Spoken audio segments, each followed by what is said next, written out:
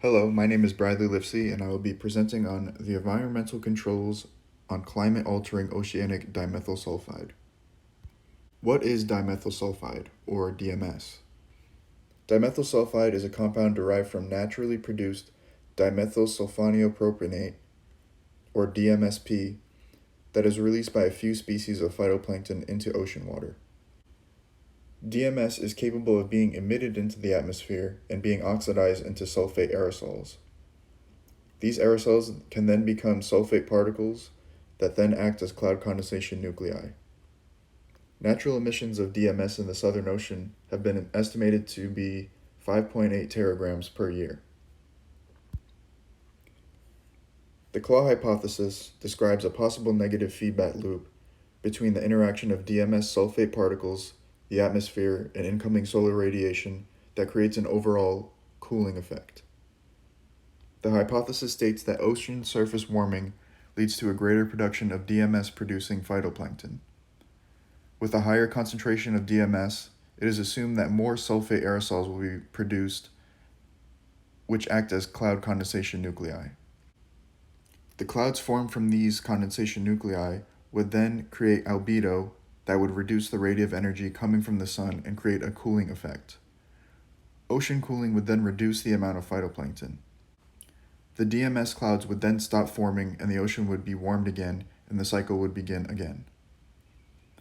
There is limited knowledge and mixed opinions on the controls of this phenomenon, which make it difficult to know how much of an effect it has on the climate. There is a well-defined cycle in the concentration of surface DMS at the high and mid-latitudes of both hemispheres, showing a greater production of DMS during the spring and summer seasons, which correlate with spring phytoplankton blooms. Although the geographic distribution of DMS is mostly understood, models with differing wind speed and sea surface temperatures found significantly different DMS sea-to-air flux ranges. Ranges have been found from approximately 13 to 37 teragrams per year globally. Gas fluxes due to variability in wind speed and sea surface temperatures have strong implications on the amount of DMS that is transported into the air. In a recent study done by Zhang et al., concentrations of atmospheric and oceanic DMS were measured in the Southern Ocean. The atmospheric concentrations were found to be much higher than the oceanic concentrations. The highest concentrations of DMS in the ocean were found where wind speeds were less than 9 meters per second. These concentration differences are most likely attributed to the increased sea-to-air flux of DMS by wind transport, where the wind causes DMS to be taken out of the ocean and into the atmosphere. Air mass mixing has been suggested to be the reason why concentrations are found to be much higher in the atmosphere rather than the ocean. Atmospheric DMS can survive for approximately 2 days. It is suggested that back trajectories of air masses in the Southern Ocean could cause mixing of two air masses containing DMS, creating higher concentrations. Before this study, there was very limited data on the Southern Ocean atmospheric DMS concentration and the factors that control it. This study gives us a better idea of the controls of atmospheric DMS in relation to wind speed and expands on the body of knowledge about this subject. In the models constructed by Kim et al. In 2018, a database of DMS concentrations from 1979 to 2000 was used to simulate increased DMS concentrations by 10, 50, and 100%. All simulated increases resulted in reductions of shortwave radiation due to the increase of cloud albedo. It was found that the cooling effects of DMS were most pronounced in the winter polar regions and showed a significant influence on ice expansion. Expansion of ice led to reduction of atmospheric momentum, heat, moisture, and long-wave radiation, thus reducing the cloud cover but amplifying Arctic cooling. The effects of DMS increases in the summer season were not as pronounced as in the winter. They did, however, show expansion of ice rather than melting, as is normally experienced in the summer season. Cloud albedo was increased, which reduced shortwave radiation and subsequently surface temperatures. This model falls into agreement with the claw hypothesis, but through further reading I have found that the impact of DMS on climate is much more complex, and this study has left out some important factors. In a similar study performed by Thomas et al., a model with 100% increased DMS was produced. The findings of this model showed that an increase in DMS does not result in a linear increase in sulfate aerosols and cloud albedo. The reason for this is because for DMS to be oxidized into sulfur dioxide gas, a sufficient amount of hydroxide needs to be present near the ocean surface.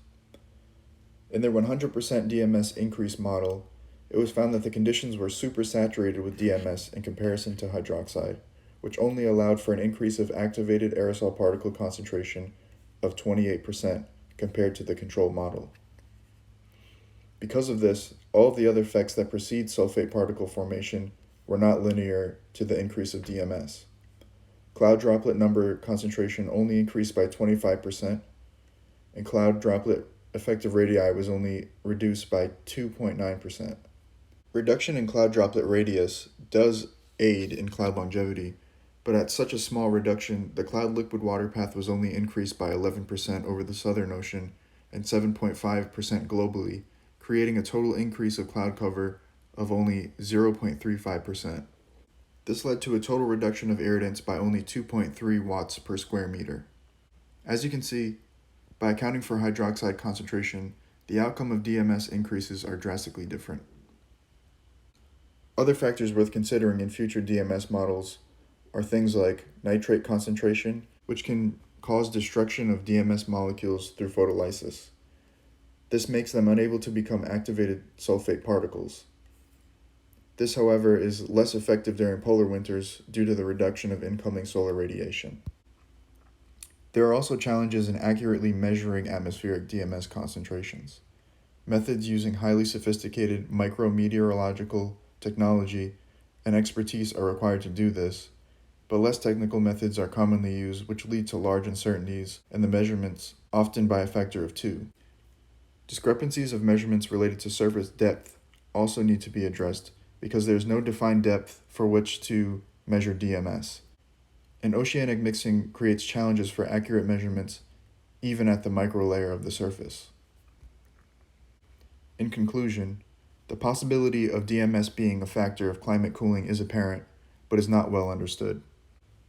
Discrepancies between models undermine their integrity, creating a need for greater understanding of chemical and physical properties of the sea-air interface, such as hydroxide concentrations, wind speed variability, which creates the most drastic variations between models, utilization of sophisticated technology to make more accurate measurements of DMS concentrations, more research on the effects of nitrate photochemistry on aerosol formation, and also attention to the depth at which sea surface measurements are taken so a more uniform method can be established. And that concludes my presentation. Thank you for watching.